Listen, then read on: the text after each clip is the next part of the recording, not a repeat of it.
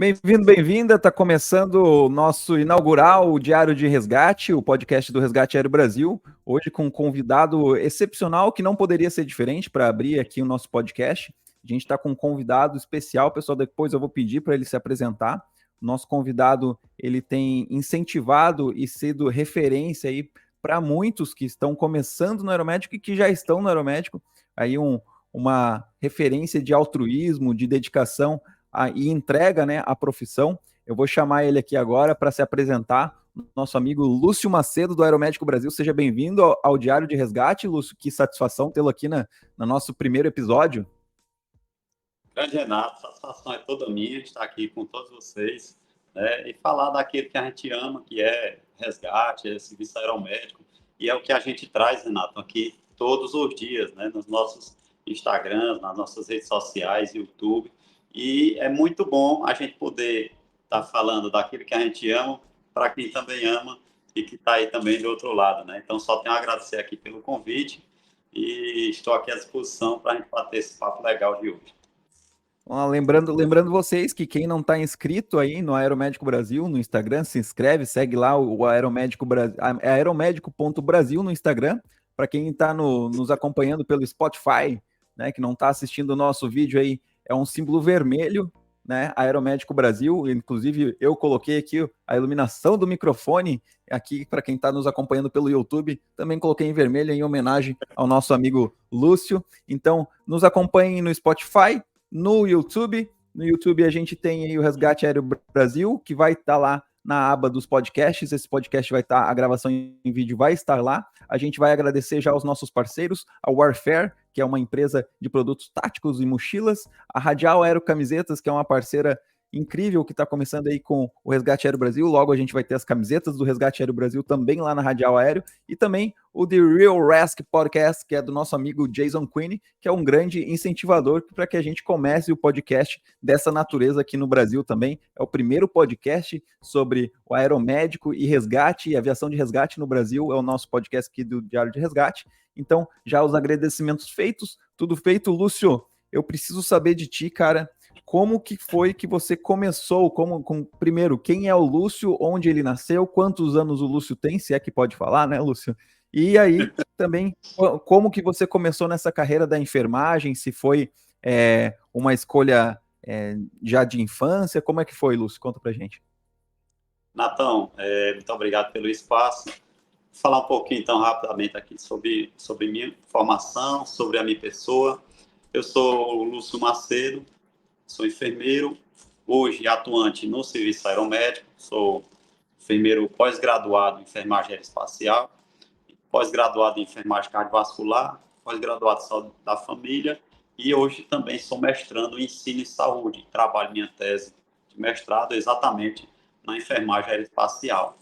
Eu nasci numa cidade pequena, no interior aqui do Ceará, eu moro no Ceará, ainda moro aqui, gosto mais do meu estado. Nasci numa cidade chamada Brejo Santo, que é a 72 quilômetros da minha cidade atual, Juazeiro do Norte, e eu tive uma formação assim, muito difícil, né? A enfermagem é uma profissão que ela requer muita dedicação e, na realidade, eu saí de uma situação onde minha família vivia sempre apertada, muito aperreio financeiro, não conseguia me enviar para grandes lugares, para eu ter uma formação mais avançada nesse sentido da enfermagem, mas eu sou muito feliz porque meus pais, mesmo com situação financeira difícil, investiram na minha educação da melhor forma possível. Então, na minha cidade, eu consegui estudar numa escola boa. Quando meus pais me viram na possibilidade de ter que fazer uma graduação, faculdade, né, fizeram um grande esforço para que eu fosse estudar fora também. Então, não foi fácil. Teve uma época que eu quase que desistia da faculdade, porque não tinha condições financeiras de me manter lá fora. Eu sou do Ceará, me formei em enfermagem na universidade lá na Paraíba, tá? Na Faculdade Santa Maria de Rodate, isso em 2006. E entrar na enfermagem, para mim, foi assim uma inspiração do meu irmão mais velho. Tem um irmão mais velho que é enfermeiro, e ele era um grande profissional, me espelhava muito nele. Eu, primeiro vestibular, eu tentei para medicina, não passei. Segundo, eu tentei para enfermagem, passei. E fiquei muito feliz com essa escolha, né? Não fui um enfermeiro frustrado por não ter passado em medicina. É Infelizmente, perceptível. É perceptível. gosto mais do que eu faço. E aí, quando eu terminei a faculdade, eu tive dificuldade de emprego, como muitos colegas às vezes têm. Passei 2 meses desempregado, mas acabei conseguindo trabalhar em um hospital de pequeno porte, que é a realidade da maioria dos profissionais de saúde quando terminam.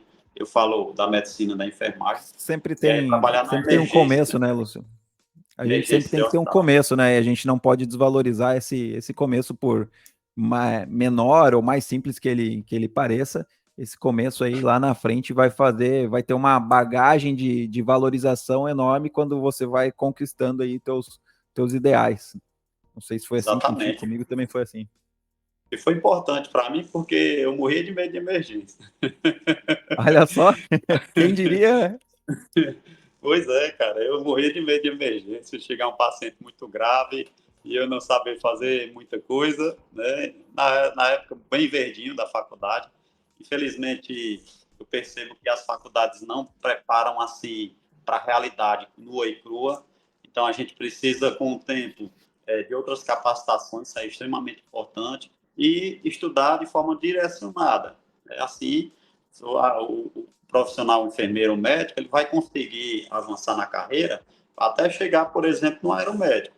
E não há possibilidade hoje de um profissional que acaba uma faculdade e iniciar uma carreira no serviço aeromédico sem ter experiência, sem ter capacitações, além da capacitação básica de saúde, sabe, Renato? Então, meu caminho para chegar no aeromédico, ele foi levado, assim, pelas mãos de Deus nesse caminho que é necessário trilhar para o aeromédico. Eu entrei numa emergência sem querer, eu queria trabalhar na atenção básica, mas enfim, era o que eu tinha. Eu consegui, na necessidade, no aperreio e no medo, ter que estudar muito sobre isso, ter que praticar muito para perder o medo. E eu fui perdendo o medo e fui trocando o medo por prazer em trabalhar com aquilo, né? Então, eu tomei gosto de O trabalhar com medo pela emergência. dedicação. Exatamente. Fiquei encantado com isso e investi mais. Fui investindo mais no estudo em casa, aplicando mais meus procedimentos no hospital. E, resumindo um pouquinho, porque essa história é muito longa, eu entrei também na pós-graduação de cardiologia, porque eu passei desse primeiro hospital, trabalhando no hospital de cardiologia, passei 12 anos lá, fui muito feliz trabalhando com cardiologia.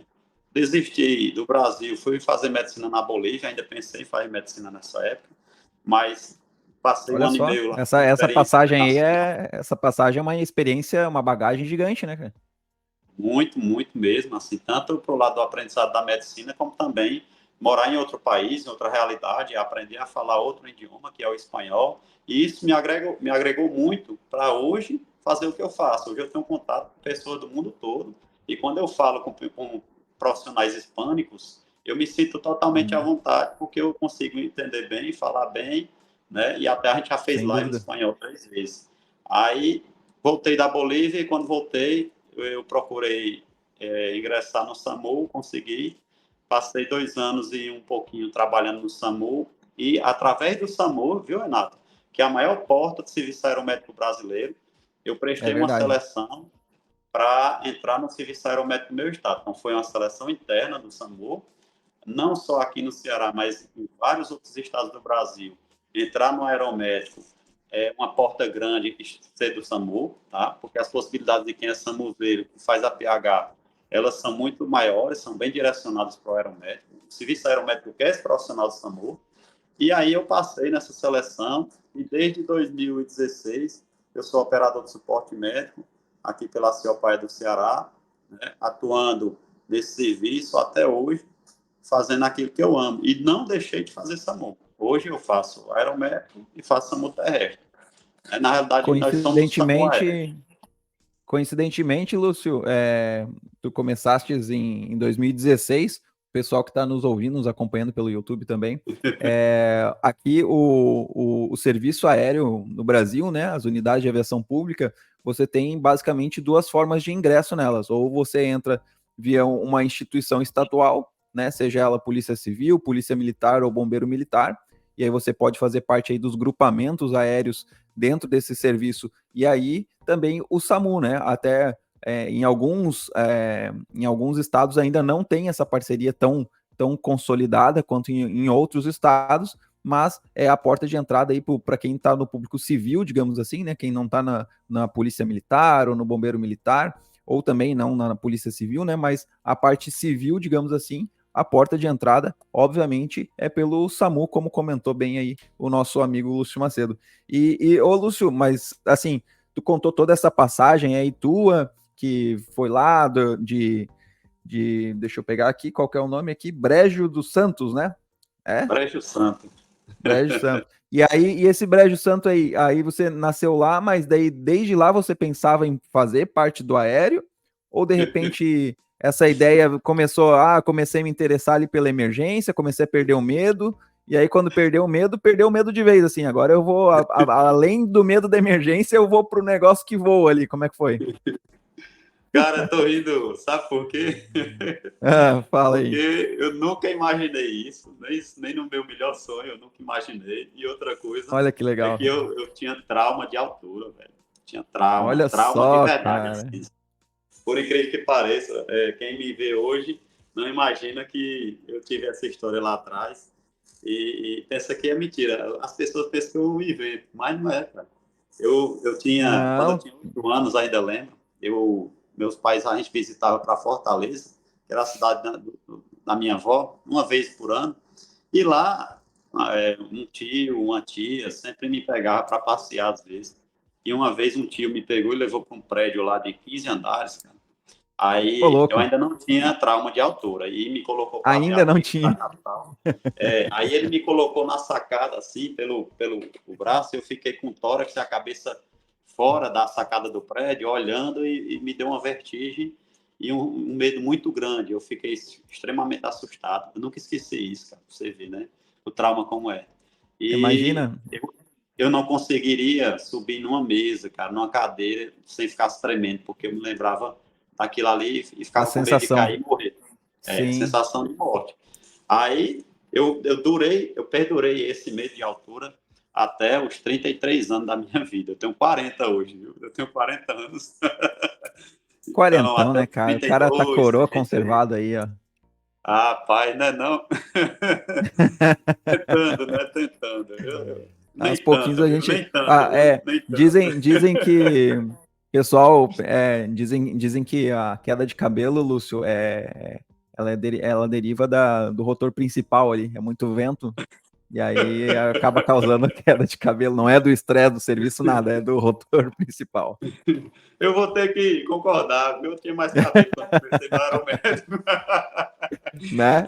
Dizem que é isso aí. Eu acho que a gente que trabalha no serviço aéreo, eu acredito que a gente quase não tem estresse. É tudo tão bonito, Não, tudo nem um tão lindo, pouco, hein? Lúcio. Mas Acho que a assim, a queda gente de só não cabelo tem mais porque a é gente mais ama muito essa atividade, né? A gente adora o é, que a gente é, faz, eu acredito assim, prazeroso demais. em qualquer profissão que você se dedique, que você ama, você acaba se estressando porque você quer cada vez ver aquilo funcionar de uma forma melhor, quer cada vez ver todos crescerem, né? Todos que estão os seus pares, os seus colaboradores, enfim, todo mundo que está envolvido no serviço, você quer que de alguma forma eles cresçam, você quer representatividade do teu serviço, então isso acaba inevitavelmente trazendo estresse aí para quem está mergulhado nisso de coração, como é o caso do Lúcio aí, nosso amigo Lúcio Macedo. Mas então você não queria ser do aéreo, né? Na verdade, não imaginava, né? Não que não queria, né? Porque hoje Eu tinha hoje medo eu não demais. hoje eu acredito que tu és como eu, assim, não se vê fora do serviço, né? Parece que o serviço e você agora fazem parte de um mesmo corpo, um Carne e mesmo unha, ambiente. carne e unha. É isso aí, é tudo muito justo, né? Mas então, desde 2016, Lúcio, que tu estás aí no seu Paier do Ceará, Então, um cara que batalhou bastante até conseguir vencer esses medos, medo de altura, não digo até um medo de emergência, mas é aquele receio, né, de atendimento de emergência, que eu acredito que todo mundo que começa na emergência, um pouquinho lá no fundo do coração tem esse receio, que é de pegar uma cena muito caótica, uma cena muito triste, de pegar situações assim que realmente te coloquem em xeque, né, com o teu estado psicológico e teu estado racional e o emocional, digamos assim, porque você tem que deixar o teu racional falar mais alto naqueles momentos para depois que você atendeu, que você fez todo o atendimento, fez toda aquele encaminhamento, aí sim você pode deixar ali nas quatro paredes, debaixo do chuveiro, de repente o emocional vir à tona e aí desabafar consigo mesmo ou com algum familiar. Mas aí eu já vou entrar no próximo assunto aqui, Lúcio, que é que Mas eu queria que deixa eu te eu contar uma fala. coisa interessante antes, Renatão. Claro, aqui o espaço é Que a teu, cara. licença da palavra, porque muita gente me pergunta, cara, como é que você deixou de ter medo de altura e como é que você entrou no aeromédico com tudo isso? Essa é uma pergunta que o pessoal faz demais no canal, quando eu conto essa minha história. Primeira coisa aqui, eu não queria passar o resto da minha vida com trauma de altura. Então, assim, eu tomei uma decisão para mim. Eu digo, cara, eu É, tenho que é enfrentar um bom isso. começo para quem quer trabalhar no aéreo, não passar a vida com trauma de altura. Eu quero desafiar esse meu medo. Eu vou enfrentar ele de cara a cara, e vou ter que perder. Só que, claro, de uma forma progressiva. Então, comecei a fazer descida de tirolesa que caía na água. Mesmo com medo, eu caía, não morria, digo, vou voltar de novo. Tentava outra, não morria. Eu digo, olha, tá Não dando morri é certo. boa. Aí fui fazer um rapel, cara, baixo, um rapel de 8 metros de altura. Não morri também, consegui descer, me tremendo todinho, mas deu certo. A Não segunda já morri. me tremi menos. A terceira eu consegui descer curtindo um rapel. Aí depois eu fui para um rapel de 20 metros, depois um rapel de 25 metros. Aí fui deixando de ser pavor, né, para ter um medo controlado. Porque, assim, na realidade, a gente continua com medo, só que o nosso medo ele é Sim, totalmente controlado, a gente consegue sim, controlar. sim, E exato, o exato. pavor, o desespero, não, isso é incontrolável. Então, aprendi a controlar o meu medo com isso. E aí, quando abriu a seleção do serviço, isso um pouco mais de um ano depois dessas minhas experiências aí, perdendo trauma, aí eu já estava tranquilo com a altura, né? Então, assim, já controlava. Na seleção eu curti bastante a parte de altura, o rapel. A gente fez algumas descidas, a gente fez algumas transposições de cabo e eu achei muito legal. Aí hoje a gente faz essas atividades uma altura bem considerável e E tá gostando, é normal, estranho isso, né? já tá aclimatado já com o ambiente já. Já, mas assim, controlando ainda o medo. O medo ele traz cautela, então a gente tem cuidado que a gente tem medo, mas totalmente controlado, tranquilo, seguro ali para as nossas operações. E a minha formação para o aeromédico, cara, eu não ia fazer a prova para a seleção. Eu entrei no aeromédico por insistência da minha esposa, que a gente estava Olha aí, ó, passando, a mulher por, insistiu em mim, por, né, por apostou trás de em um mim grande mais do homem que eu. sempre há uma grande mulher. Isso é verdade. Eu vou dar os parabéns a ela aqui, Juliana Coelho, minha esposa. Ela insistiu, faça, meu amor. Não, você já tem. Eu vou lhe amar do mesmo jeito se você não passar. Eu vou lhe amar do mesmo jeito. Aí eu fui lá e arrisquei, né? E Ai, graças ai, a ai. Deus eu consegui. O Eu fui, perigo não, de não amar do mesmo jeito. não é isso. Já pensou não passar, chegar em casa, ser colocado para fora, né? Ô, E aí patroa, eu. não deu certo, ainda me ama? E aí, assim, eu não confiava em mim, você vê, eu não tinha confiança que eu ia passar nessa prova do aerométrico, ela tinha mais confiança em mim do que eu mesmo, mas eu fui É, apostando, vivendo cada dia, um dia de cada vez no curso, e o curso foram 22 dias, Renato, de prática, de teoria, e muito sol, muita apagação, cara, foi bom, o nosso curso foi muito bom, assim, foi muito muitas vezes, forte. Lúcio, muitas vezes a gente acaba não acreditando no nosso potencial, né? Eu digo a gente, né, não só nós dois, né? Mas nós, seres humanos, acreditamos tanto em outras, no potencial de outras pessoas e a gente acaba efetuando uma coisa que é bastante errada, né? A tal da comparação.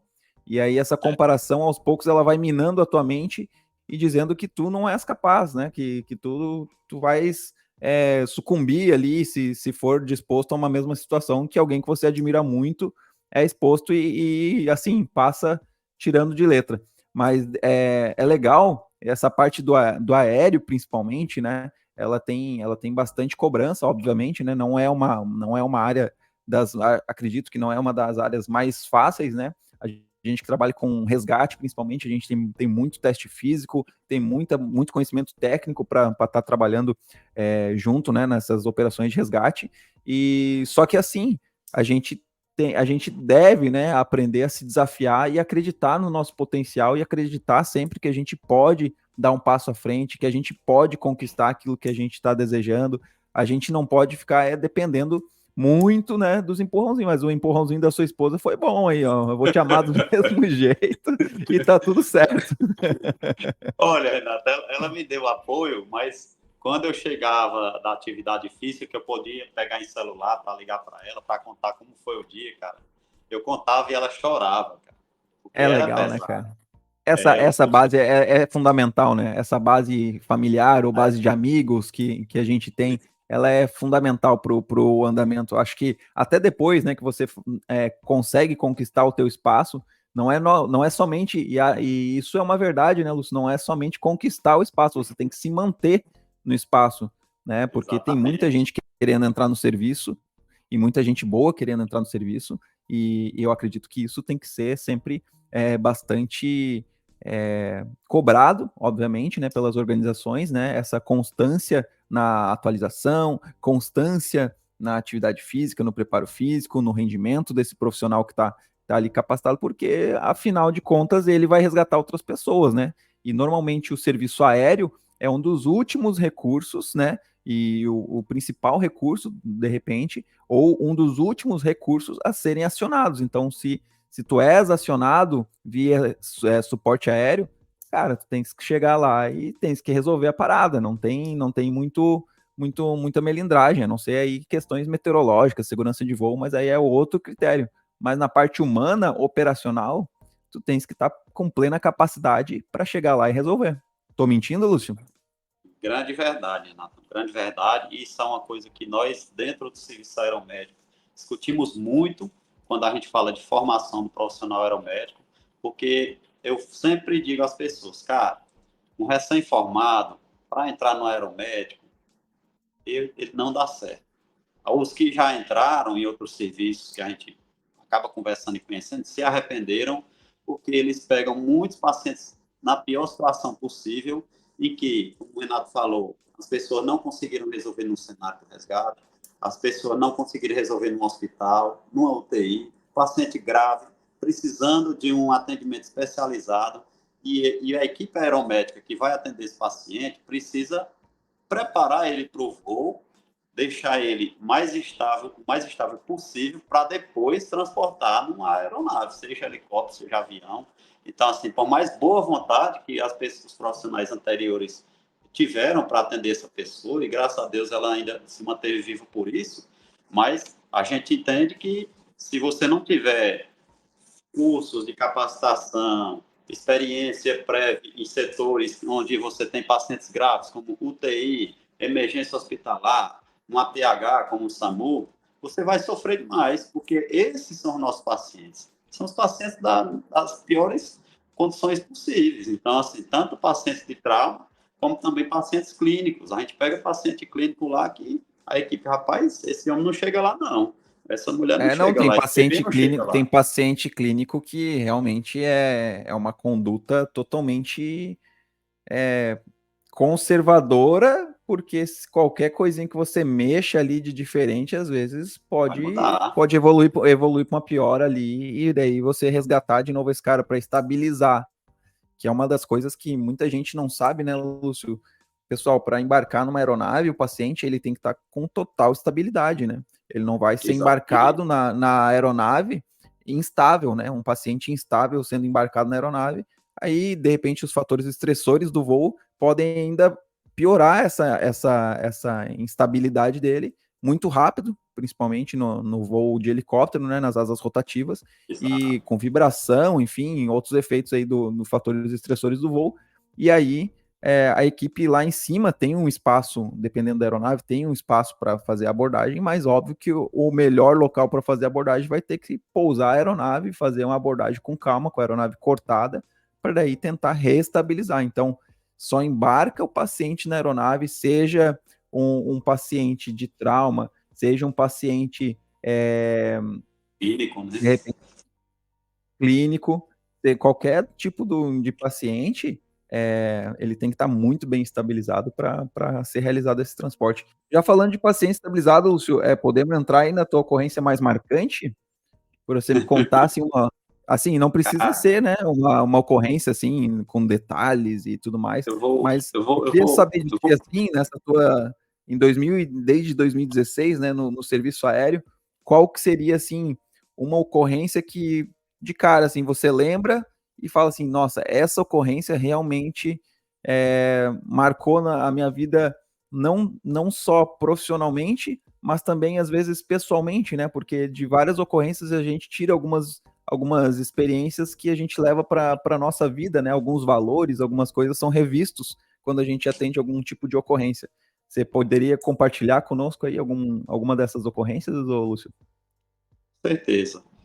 Tenho 3 ocorrências que marcaram muito, mas eu vou detalhar só uma delas, porque realmente foram ocorrências que mexeram muito, não só no meu lado profissional, mas no meu lado emocional também, porque por mais que nós sejamos profissionais de saúde, profissionais do resgate, somos profissionais técnicos, nós também, acima de qualquer coisa, somos seres humanos. E como seres humanos, nós temos o nosso emocional, que por mais que a gente tente ser um profissional técnico e muitas vezes frio, a gente tem família em casa, a gente tem filho em casa, e isso mexe muito com a gente. A minha primeira ocorrência foi a mais marcante de todas, porque foi uma ocorrência no início do serviço, onde uma criança cearense estava numa consulta numa cidade da Paraíba, vizinho ao Ceará, uma cidade que tem uma estrutura hospitalar boa, mas não especializada para essa criança. Estava numa consulta, com 2 meses de nascer dessa criança, e ela teve uma broncoaspiração numa consulta, né, pediátrica lá. E ela broncoaspirou e um leite materno, durante a consulta. E aí ela ficou cianótica, perdeu os reflexos, teve parada cardiorrespiratória. E o médico pediatra fez a primeira reanimação ali com o que ele tinha no local.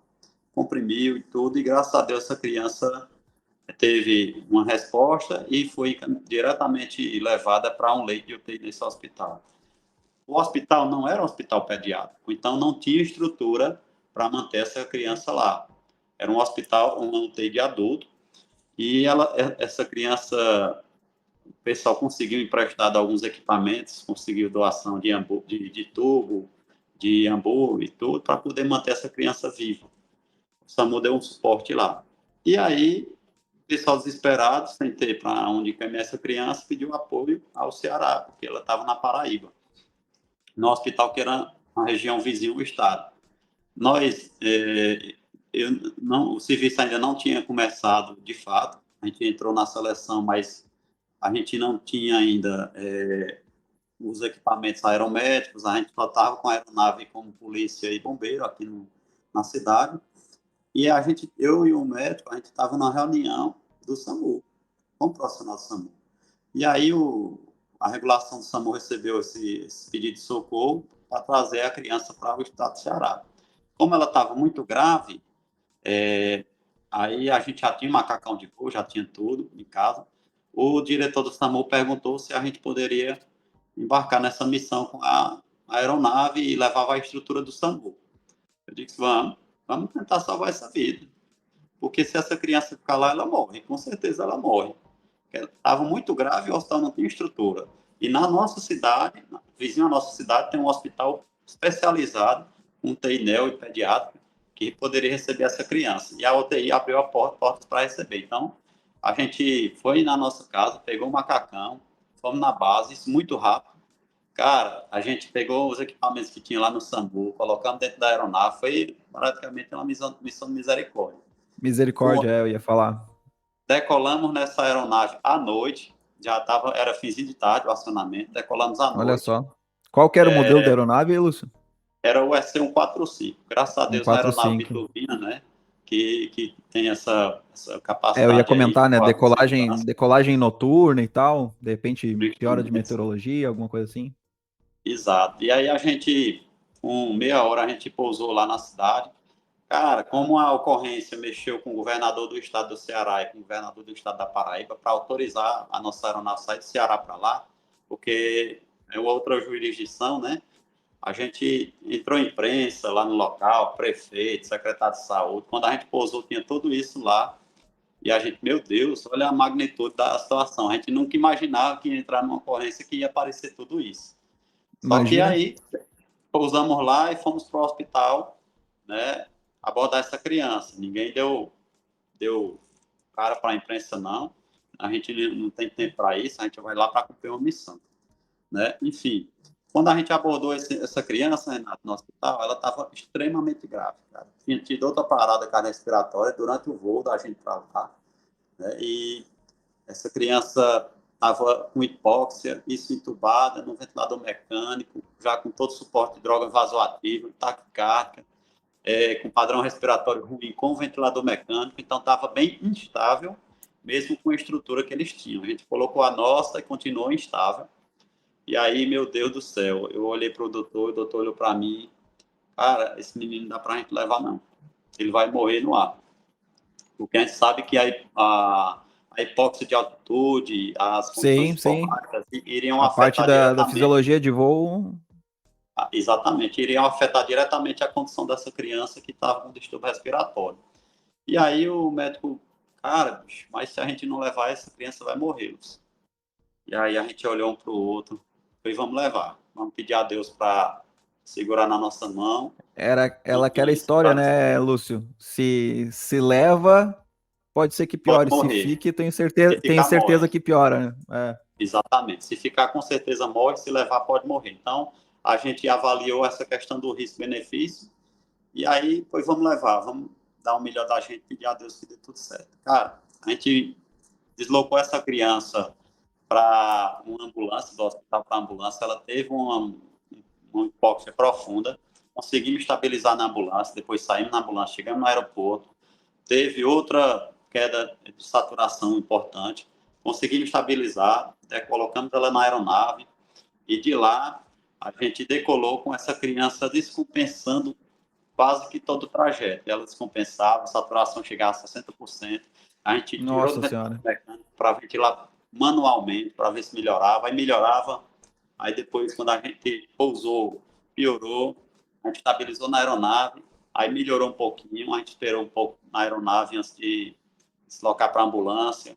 E aí, na ambulância, se estabilizou. Quando chegou no hospital de destino, antes de desembarcar da ambulância, essa criança teve uma hipóxia severa também, isso com oxigênio, com a boca, com o ventilador, com tudo. E toda a estrutura ainda foi assim. E mesmo assim a gente conseguiu estabilizar e levamos para a UTI.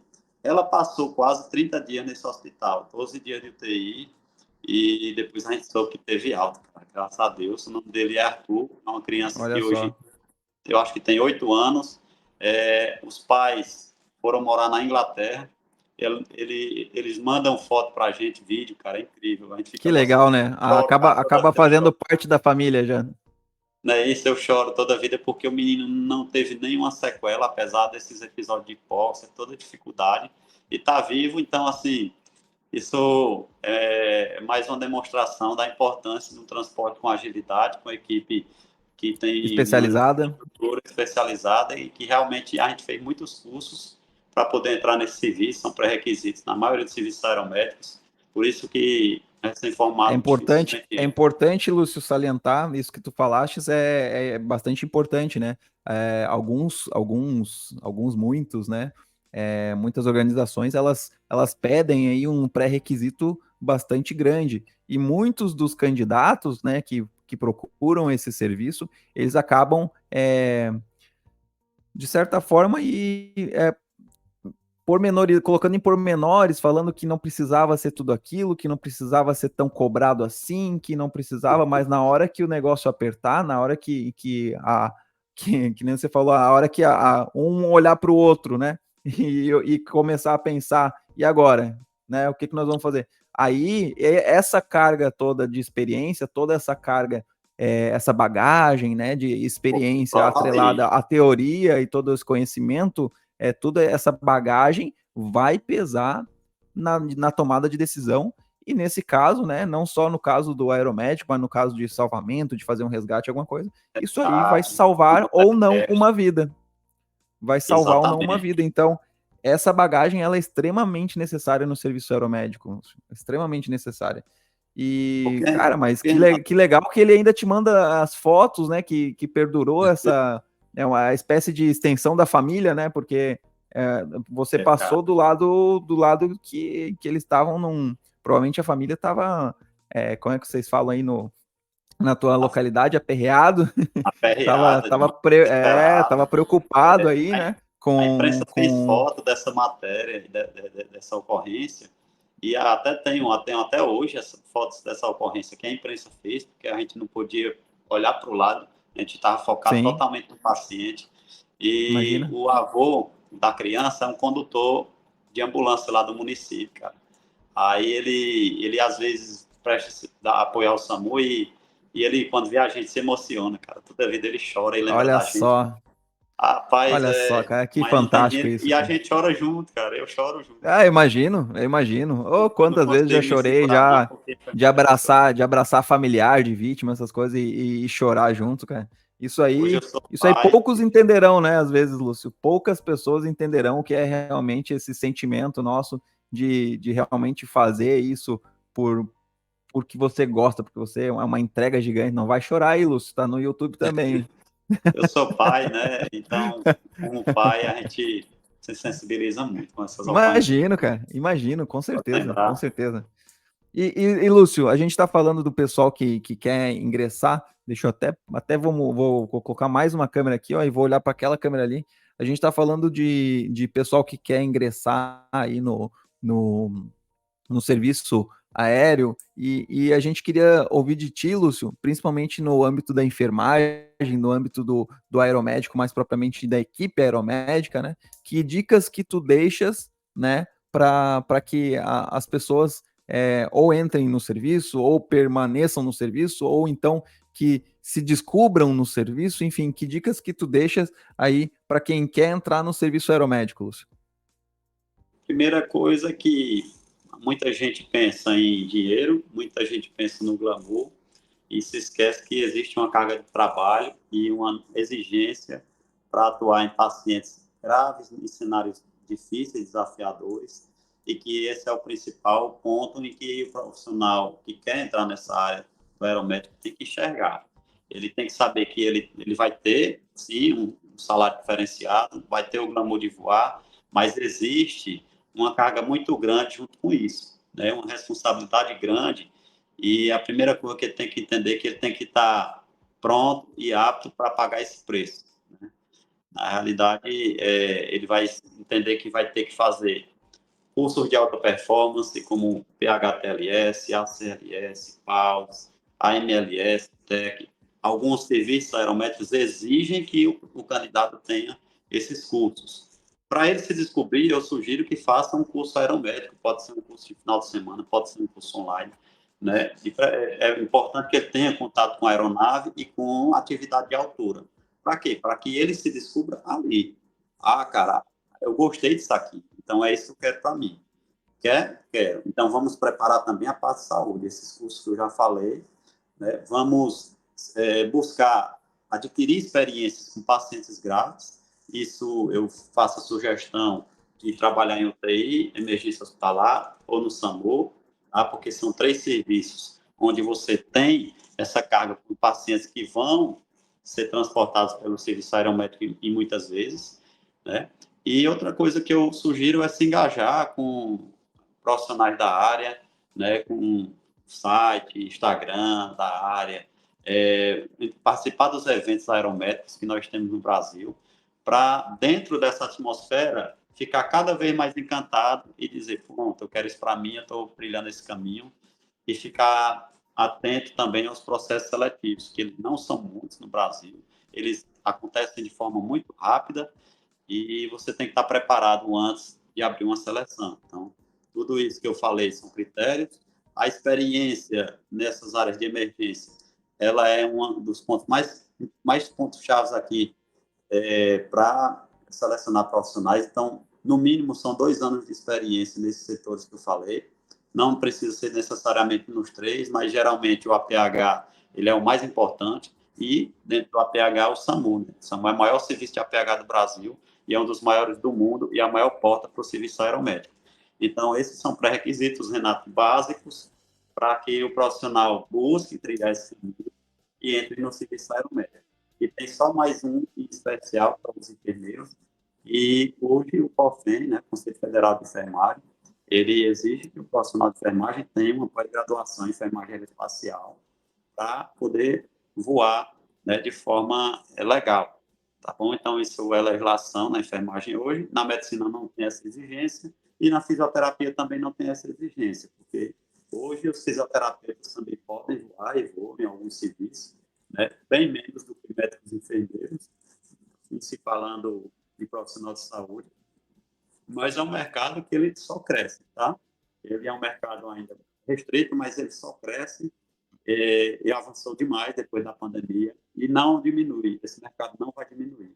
Isso eu afirmo. É, esse falando do mercado, Lúcio, desculpa te interromper, Tranquilo. a gente tem acompanhado aí uma crescente, a gente que está no serviço, né? Nós que estamos no serviço, nós temos acompanhado aí uma crescente gigante do número de, primeiro, de operadores, né? De instituições melhorando a sua frota, aumentando a sua frota, trocando de aeronaves, ou então aumentando o número de aeronaves, justamente aí com essa demanda, né? A oferta sempre teve, né? Desculpa, a demanda sempre teve, a oferta que às vezes era um pouquinho escassa, porque ainda tinha muito mito em cima desse serviço, e à medida que o serviço foi contemplando e ele mesmo foi provando a importância dele, eu sempre brinco que não existe, eu brinco não, né? Eu falo sério, porque não existe protagonismo, né? A gente até comentou ontem, eu e o Lúcio participamos recentemente de uma live, onde a gente comentou que não existe protagonismo, né? O pessoal fala bastante do glamour da aeronave. Nossa, mas vocês chegam num glamour de aeronave, é uma coisa muito diferente e tudo mais. Pessoal, o momento do voo, no serviço aéreo, o momento do voo normalmente é o menor momento. É o menor momento de tudo, Verdade. porque por trás daquele voo que está acontecendo ali, que vocês estão, que muita gente, né, sem conhecimento, às vezes fala, nossa, do glamour do voo e de todo o status, né, que tem ali, existe muita preparação, existe muita burocracia para colocar aquela aeronave voar, existe muito serviço da parte dos mecânicos aeronáuticos para fazer essa aeronave voar, existe muita dedicação da equipe médica, treinamento, estudo, existe muito suporte, às vezes, de pessoas do governo acreditarem no serviço para comprarem os equipamentos adequados para estarem a bordo da aeronave, desde o macacão da bota até lá o nosso monitor, até o ventilador, até todos os equipamentos, tudo isso tem um suor muito grande para chegar no momento do voo, né, que é o atendimento da ocorrência propriamente dito. Então, e mesmo assim, não existe protagonismo, né? O pessoal fala, mas vocês querem roubar o protagonismo da ocorrência, do resgate, ou, enfim, da catástrofe que está acontecendo. Não existe protagonismo, pessoal. O protagonista de todo o serviço de emergência e urgência, o protagonismo de todo o serviço de urgência e emergência é da vítima. É por isso que a gente está lá. A gente, nós, né, profissionais que trabalhamos com urgência e emergência, nós estamos lá por conta da vítima. Eu não vejo de uma forma diferente. Nós estamos para servir a população, a comunidade que nos rodeia e é servir a vítima, e é ela que é a nossa protagonismo, é ela que é a atriz principal, que é ela que é importante para a gente, e não mudar essa figura, né? Como o pessoal fala, né, Lúcio? É verdade. Inclusive, é importante a gente destacar, para que essa missão aconteça, a importância do trabalho de todos os profissionais que voam e também os que não voam, porque a gente só consegue realizar uma missão com sucesso se essa engrenagem estiver perfeita. Então, a gente valoriza também aqui o pessoal de apoio solo, os mecânicos das aeronaves, né, pilotos, médicos, enfermeiros, policiais, bombeiros, todos, independente da função que ocuparem, são extremamente importantes para que essa missão aconteça e aconteça com segurança, né? Porque se faltar um elo nessa cadeia, a gente tem muita dificuldade ou até nem decolar a aeronave. É um verdadeiro trabalho em equipe, né, Lúcio? Exatamente. Lúcio, não sei se tu queres finalizar, queres deixar mais algum recado para alguém, queres deixar alguma mensagem. A gente combinou aí de ser um podcast, um bate-papo um pouquinho mais rápido, por mais que seja o nosso primeiro podcast, e até agradecer novamente, Lúcio, que honra tê-lo aqui, né, no nosso Diário de Resgate. Eu estou trabalhando nesse projeto já há um tempo e não poderia sair do forno de outra maneira a não ser contigo, inaugurando esse podcast. Uma coisa assim que me traz uma satisfação enorme, cara, quando a gente consegue se identificar com um profissional e ver realmente o brilho no olho que esse profissional tem. E aí saber que a gente se identificou com o cara certo, que a gente está no círculo certo de amigos e que a gente está sempre somando um com o outro, se ajudando. Cara, sem rasgação de seda, eu te admiro. Parabéns pelo teu serviço, tá, Lúcio? Obrigado. Aqui abertamente para todos que estão nos ouvindo e nos assistindo pelo YouTube. Muito obrigado de coração. Por todas as informações que você traz, né? Apesar de tudo, né? De ser uma rede social, o Lúcio utiliza da melhor forma possível, porque ele traz muita informação, principalmente técnica, né? Muitas vezes técnica, lá no aeromédico.brasil, no Instagram. Então, essa informação, ela colabora desde a gente acompanha, né, as turmas de medicina, as turmas de enfermagem, acompanhando ele lá, pessoal comentando, interagindo, e isso eu tenho certeza, Lúcio, que isso traz uma diferença na formação desses profissionais, uma diferença lá na frente, nos passos que eles vão dar, que aí sim a gente tem as referências, aí a gente busca a referência e dentro daquilo a gente consegue ver que a construção vai ser saudável, né? Então, Lúcio, eu queria te agradecer, senão eu vou ficar aqui me enrolando mais tempo ainda, de coração. Deus te abençoe, cara. Muito obrigado por ser esse profissional, né? Muito obrigado pelo seu serviço aí na sua região. Obrigado pelo seu serviço que se estende pelas redes sociais, né? Além da tua região, né, Lúcio? É óbvio que as redes sociais ela tem um alcance inimaginável para a gente. Às vezes a gente está falando aqui no Spotify, no YouTube, pelo Instagram, muitas vezes, e a gente não tem, às vezes, a real noção de quantas pessoas a gente pode atingir, e que se a gente atingir, que atinge aí com essa nossa mesma vibração que a gente tem, com esse brilho no olho, né? Esse brilho no olho que eu consegui perceber agora quando você contou essa tua. É isso aí, cara. Quando você contou a tua primeira ocorrência aí, esse brilho no olho aí, ninguém vai tirar de ti.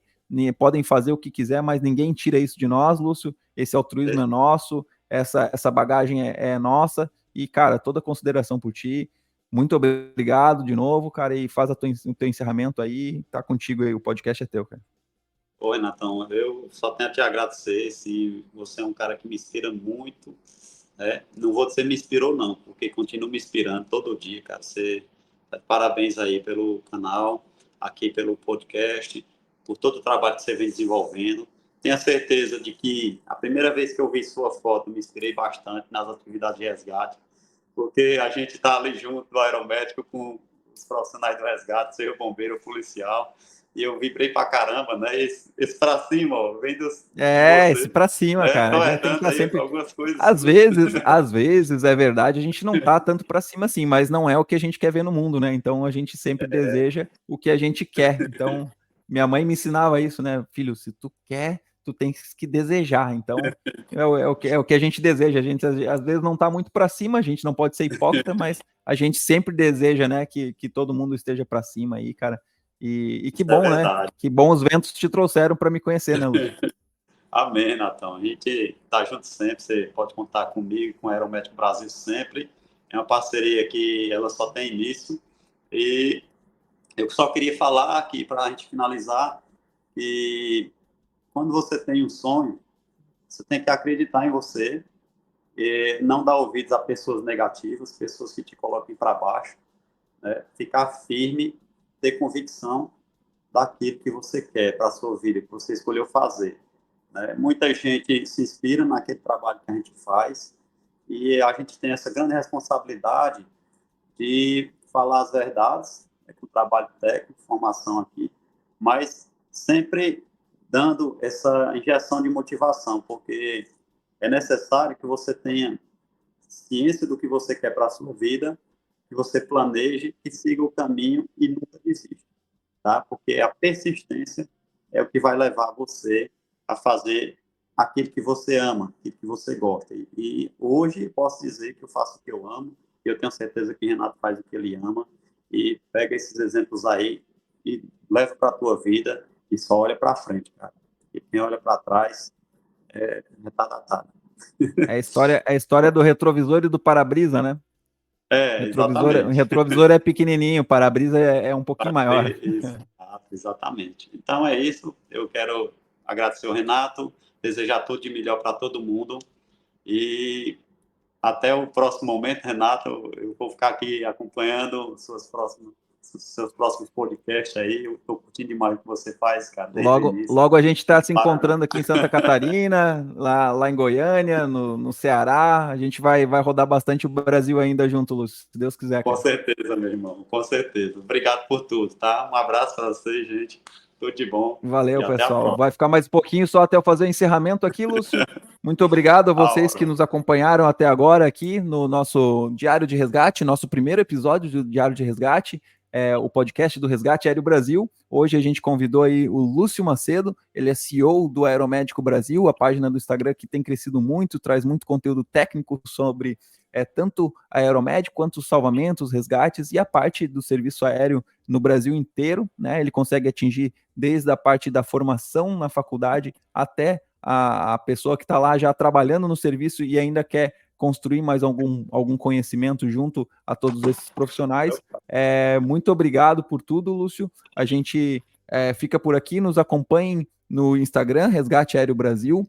Lá a gente vai jogar alguns cortes desse podcast. Nos acompanhem também, quem não é inscrito no YouTube, se inscreve lá no YouTube, Resgate Aéreo Brasil, já pode acompanhar esse podcast com imagens e também acompanhem-nos aqui no Spotify. A gente vai estar nessas 3 plataformas, Instagram, YouTube e Spotify, para tentar disseminar, né, o maior número de informações legais, trazendo aí, como a gente colocou no nosso slogan do Diário de Resgate, missões reais e heróis reais. O Lúcio Macedo foi o nosso primeiro herói real. Foi uma honra tê-lo aqui com a gente, Lúcio, e fiquem com Deus, pessoal. Bora para cima, que é isso aí, cara. É isso aí, tudo de bom, e bora para cima. Bora lá.